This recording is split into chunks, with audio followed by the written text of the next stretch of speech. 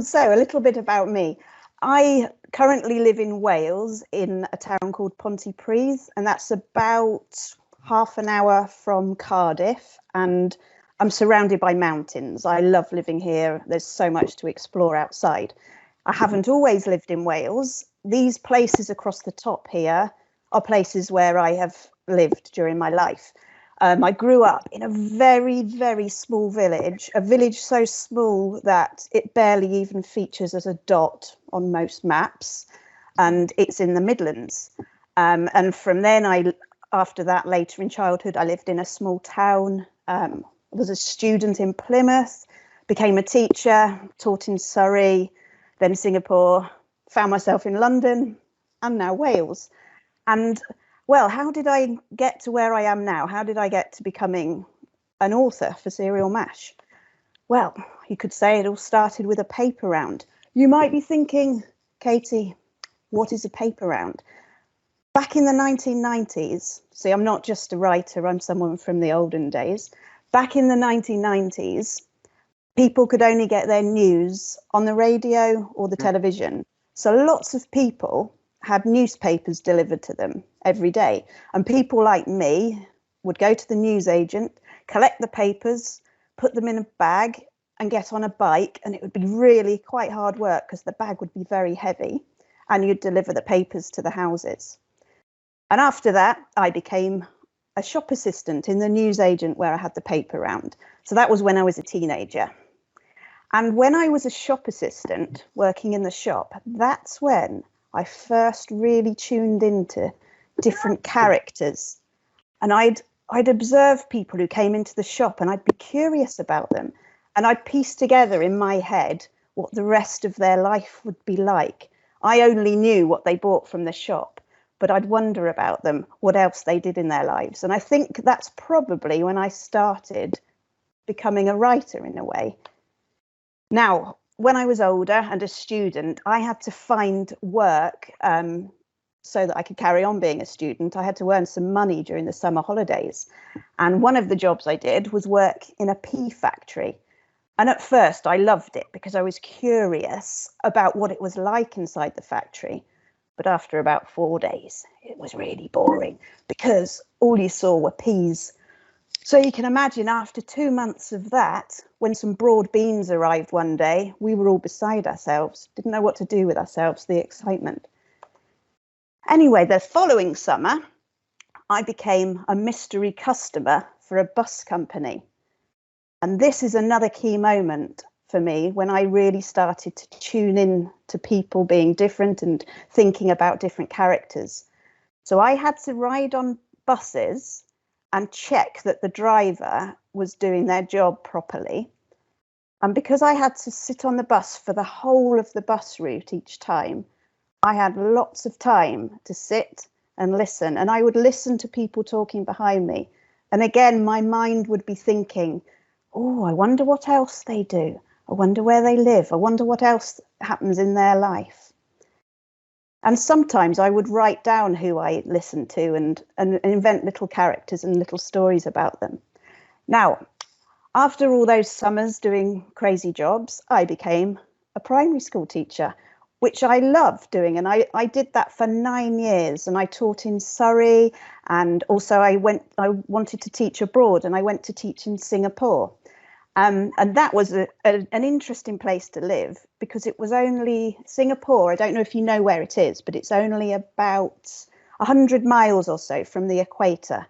So you don't get different seasons. It's like summer all the time. And it gets dark at the same time every day, about 7 o'clock. And it was interesting to live amongst lots of different cultures and try new food. I really loved the experience.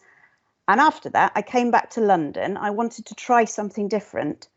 And I heard of a company called 2Simple, and they were looking for somebody to work in a field sales role, going out around the country, showing people the wonderful software that they produce. And I took on that job. And again, really enjoyed that. Enjoyed going to the different schools, meeting people, lots of different teachers, and getting people interested and excited about using 2Simple software. And because I've been at 2Simple for a lot of years, I was there when Purple Mash first came to be. And I've always created lots of different writing activities on Purple Mash. And when you go on Serial Mash, the activities you see on there, I create most of those. And one day I said to Mark, who you've met this morning, I said, I think I might be able to write a story, because I'd worked with a lot of the stories on Serial Mash. And I thought, I'd like to write one. And I've written about 5 now, and I really enjoy it. So I'll skip through this bit. Hobbies, what do I like doing? Here in Pontypridd, we've got the National Lido of Wales, which is an outdoor pool. Now that is where a lot of my ideas come to me. I'll swim up and down, even in rainy weather. It's a heated pool. I don't know if you can see the steam. And that's where a lot of my ideas come into my head, because I'm not distracted. All I'm doing is swimming back and forth, and I get my creative space comes there. I have a lot of thinking time. The tricky bit is remembering what the ideas are before they float away, because obviously you can't write them down when you're in the pool. What else do I like doing? I love exploring. That's my little boy. He's 9 now. He's a big bundle of energy. We spend lots of time on our bikes, enjoying the paths around here. There's so much to explore. And we love being outdoors as a family. There we are on top of Pennyvan, which is in the Brecon Beacons. Listening. I love listening. As I've already said, I listened when I was on all those buses. I like listening to little bits of conversations from people, and I'm always listening. So, and I sometimes pop bits of conversation I hear into the stories I write. I love being creative, like trying out new crafts. Last year, I went on a mosaic making course and ended up with that heart. Because I work at home and because I work alone, once a week, I go and get involved in a local community garden. And that's great because I get to work with other people and chat with other people there. Because one of the downsides about writing is that you're on your own a lot. And I think it's important to go and be with other people too. And my favourite hobby at the moment is litter picking. I look a little bit crazy there. I go out and pick litter, rain or shine. And one of the things it's about litter picking, it's not just about bagging up litter. It's looking at the litter and wondering, how did that get there? Who dropped that? Why did they drop that? And I find very strange things, not just crisp packets and chocolate bar wrappers. I find such peculiar things, and they give me ideas for stories as well. Now, favourite books growing up. My absolute favourite book growing up was a picture book. And I kept going back to this book, Would You Rather? And for me, it wasn't about the reading. It's about the discussion. And I would go and get that book, even when I was 10 years old, 11 years old. I'd look at it again with a group of friends, and we would have the best discussions. It poses questions such as, would you rather be, so I've still got the book here, would you rather be crushed by a snake, swallowed by a fish, eaten by a crocodile, or sat on by a rhinoceros?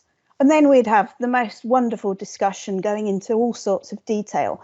My son also loves this book, and he now creates his own would you rather scenarios, and as he's got older he adds much more description, and we have really long discussions based on these would you rather scenarios. I absolutely love it. Charlie and the Chocolate Factory. Again, my interest in factories and what goes on inside a factory and how mysterious they can be. That was my favorite one, another one of my favorite books. I really liked how Roald Dahl worked with the characters in that one. I think every single character is so well thought out, from Grandpa Joe, little Charlie Bucket, who was was so poor, and as a child we didn't have much money, and I could identify with Charlie Bucket. We didn't have many treats, so the idea of going into a chocolate factory really appealed. I also loved all the famous 5 books, and I associate those books with staying up late with my light on and reading yet another chapter, wanting to know what was going to happen, really thinking, oh, how amazing it would be to have all these adventures without adults getting in the way.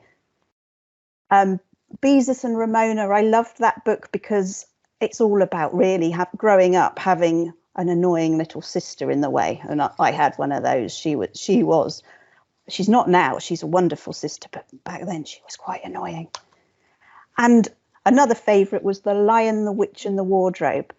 And because I grew up in the 1980s, there wasn't that much to do. That you didn't have a tablet, you didn't have, if you liked a television programme, you had to wait until it came on once a week, if that. You had to make up your own entertainment. So my brother and sister and I, we would make up all sorts of imaginary worlds, including our wardrobe. So The Lion, the Witch and the Wardrobe, it felt like a little bit like my own life, and we'd make up things based on that story. So where do I get my ideas from? You'll often find me in the forest, and that's a picture of me going for a walk in the forest. And I like to go in there by myself without any distraction. So I'll go in there without listening to music, and I let my brain wander. And I think that's really important in this day and age where we've got so much choice of entertainment all the time. I think it's really important sometimes to just let your brain wander off by itself. And that's when some of my best ideas come to me. I'm not suggesting you all go off walking by yourself in the forest. That would be unsafe. But when you're in the car, maybe just look out the window, let your mind wander. I also listen. I've said that already. I like listening to people's conversations. I'm a bit nosy. My son, he is key for me at the moment because he's 9. I love listening to his view on school life in particular. A lot of my stories have got maybe a scene in a classroom, and that's because I was a teacher. It's because I also have a lot of strong memories from school. And now it's really good to get my son's perspective as well. Reading, I get loads of ideas from reading. I read a lot. I read a range of books, non-fiction and fiction. And this one is a big one for me. The boss of 2Simple, his name is Nigel, and he has wonderful ideas. And he gets very excited about his ideas. My phone can ring at any time, and I don't mind that. Nigel will phone me up. He'll say, Katie, I've just visited. This is an example. This is how our big kitchen came to be a story I wrote. He said, I've just visited a community kitchen. It's marvellous. It's wonderful. Could you write a story about that particular kitchen? It's in Sydney. Sydney, Nigel, that's in Australia. Anyway, I did a lot of research. I had been to Australia in the end. It was fine. I wrote a story about that kitchen. Nigel's ideas are wonderful, but sometimes they come to me in a very tangled form and I have to unravel them. And abstract attacks is actually from one of Nigel's ideas. He'd been to an art gallery and he'd got really interested in Kandinsky, and he was really keen on a story to come out of that. So that's where abstract attacks came from. I also think about current issues and will involve those into my stories as well. Memories from childhood, that's so important because I think when you're writing for children, it's really crucial that you're writing from a childhood perspective and not an adult's perspective. And I also get a lot of ideas from travel and trying new things. I think when you're trying something new, your senses are heightened. You're really observant, and I think that helps me with my writing. Now, how do I write? How do I go about the process? There's no right or wrong answer. I'll talk about what I do, and other authors talk about what they do, and we could have opposite approaches. There's no one right way to do it. I start by thinking about my characters. You might recognize Morgan there from Abstract Attacks. And there's Sienna. She's one of my favorite characters I've created, and she's from Our Big Kitchen. Now, I always think about my characters a lot before I start writing. I think about who their friends are, where they live, who they live with, what they like and dislike, that kind of thing. And I decide on the main problem that needs solving in that story. In Abstract Attacks, the main problem is there's a high rate of criminal activity, and those criminals need to be stopped. That's the main problem. And I usually know, before I've even written the beginning, I usually know how the story is going to end.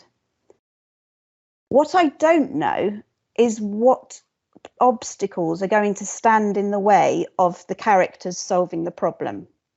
Those obstacles, those extra problems, they normally come to me as I start writing. And once I've started, I'll begin to then plan how each chapter will end.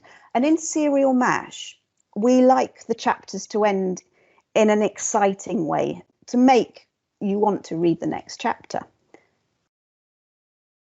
So once I've decided on my characters and what the problem's going to be, I'll start to write the draft of each first chapter. Now, that doesn't go smoothly all the time. It would be wonderful if you could just sit down, write it all out and just be finished. But it doesn't really work that way. I get tricky bits. Imagine you're running along and then you come to a wall and it's like a dead end. Sometimes that's how writing feels. You feel that you can't go any further, but you can't just sit there and have nothing and do nothing.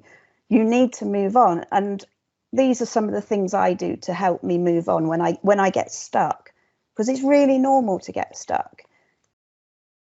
Sometimes I'll leave a gap and I'll think, okay, I don't really know what to do at this stage, but I'm quite clear about what's going to happen perhaps in the next chapter. So I'll move on and write the next bit instead.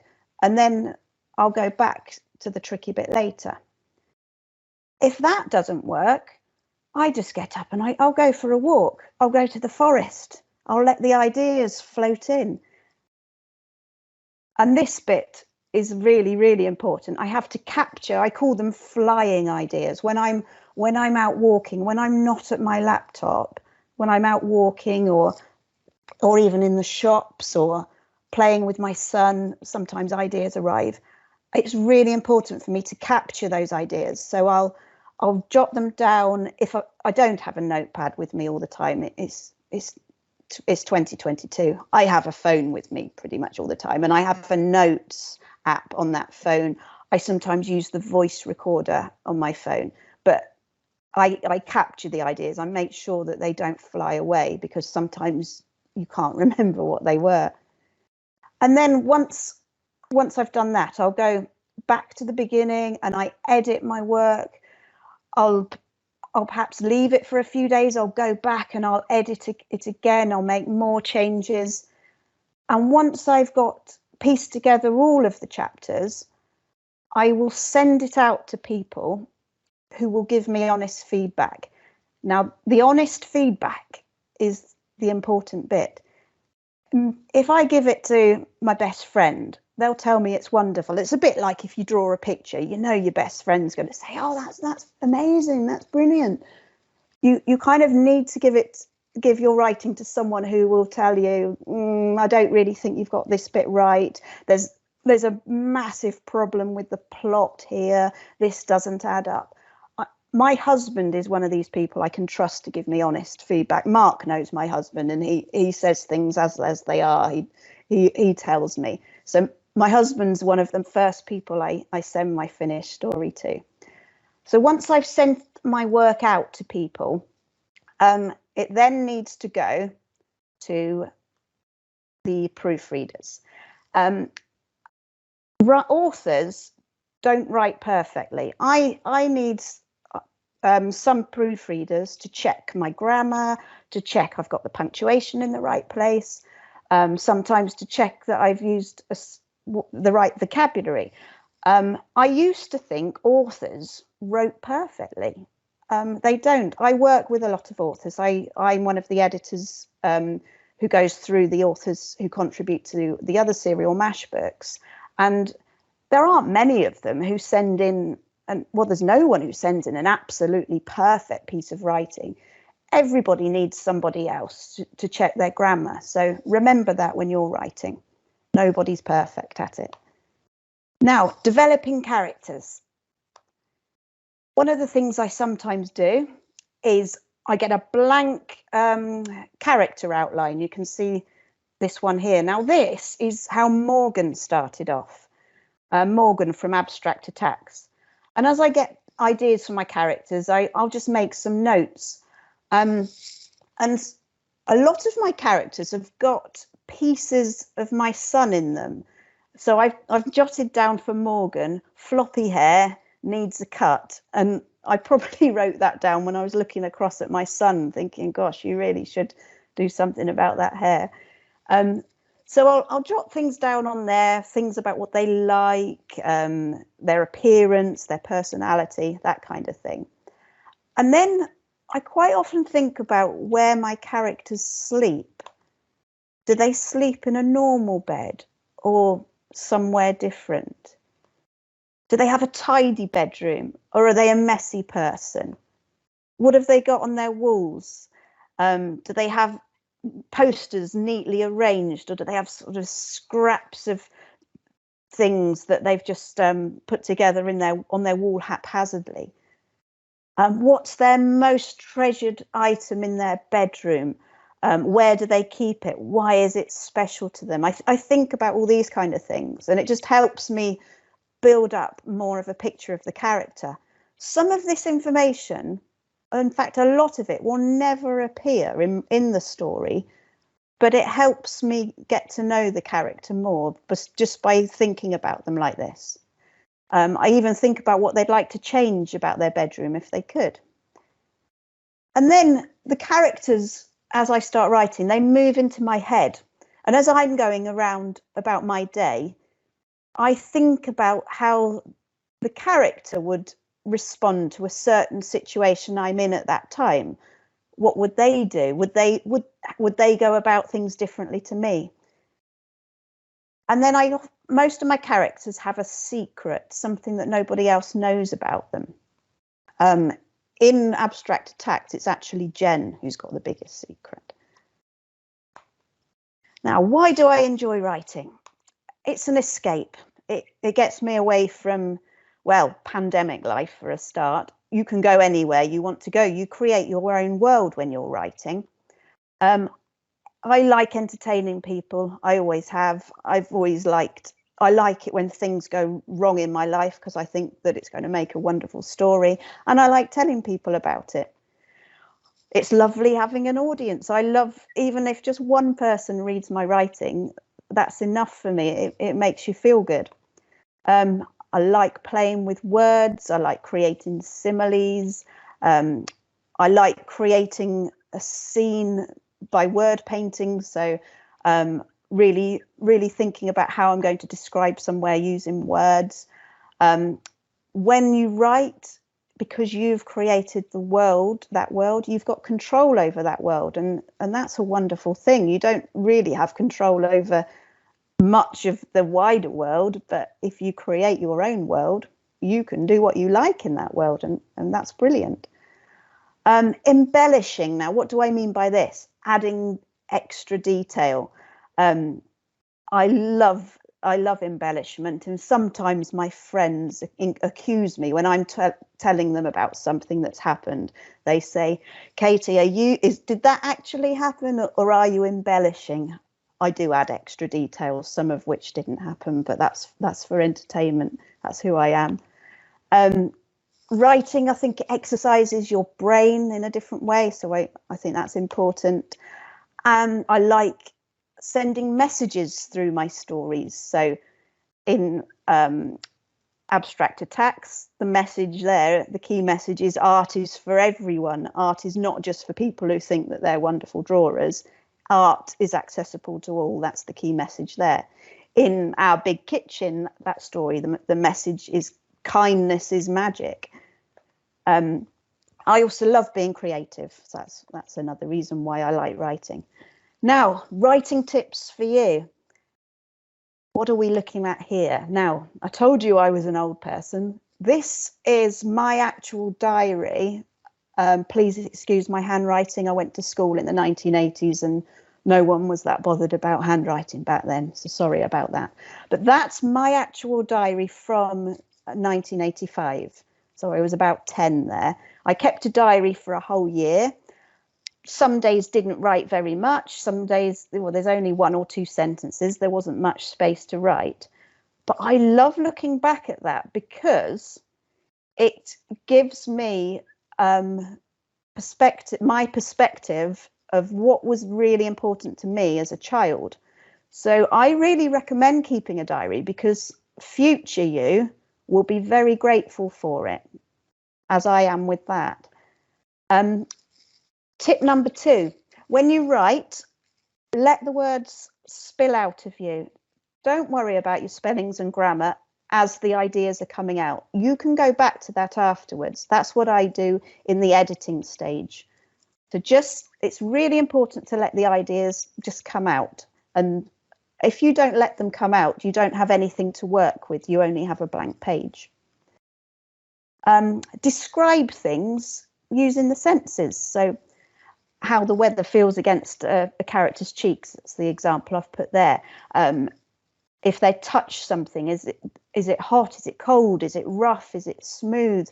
What sounds can the characters hear around them? Add details like that. They bring your writing to life. Keep your number of characters to a minimum. If you have too many characters, your readers get really confused.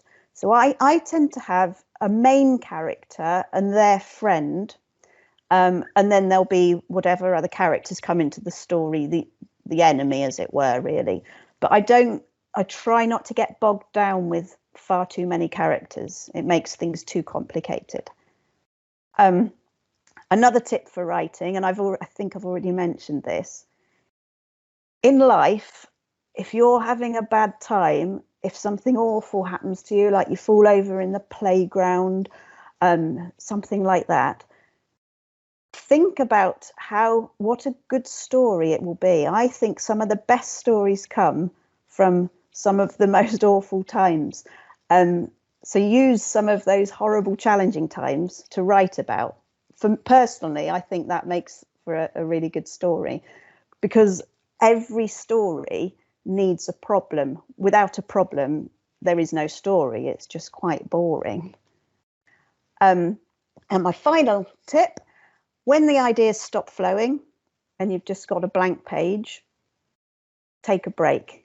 But I know that when you're in the class, you can't do that, can you? It's easier said than done. So I think that brings me to the end. Brilliant, thank you, Katie. Do you want to read a little bit from Abstract Attacks? I do. So Abstract Attacks, just to bring you up to speed, because I'm going to read the very start of chapter 5, which will be released next week. So chapter 4, I don't want to spoil it too much in case you haven't read it, but Morgan ends up getting arrested at the end of chapter 4. So chapter 5 begins with him at a police station. Abstract Attacks, chapter 5. What are you doing here? What have you done? Asked Mum, her forehead creased with worry. Nothing, Mum. I promise. I just want to go home, gulped Morgan, tears running down both cheeks. With his mum by his side, 2 officers fired questions at Morgan. Among other things, they wanted to know where he had been during the early hours of the morning. Mum assured the officers that Morgan had not left the house overnight. Morgan learnt that a member of staff at Digbury Museum and Gallery had informed the police about him acting suspiciously and entering prohibited areas. Given what has been happening across the country, everyone is on high alert. We have to take all lines of inquiry seriously, explained one of the detectives. Well, in that case, you should look at the Jem Brazen paintings that were in the gallery. I think they're linked to the Digbury burglaries, said Morgan, who went on to explain how the items depicted in one of the paintings matched the location of one of the crime scenes on a map app he regularly used. As the words tumbled from his mouth, he could hear how absurd they sounded. Well, young man, that sounds like an amazing coincidence. You are free to go now, said the detective, as he stood up to lead Morgan and his mum out of the interview room. Morgan couldn't help thinking that all lines of inquiry were only being taken seriously if they came from an adult. He urgently needed to speak to the one person who would understand.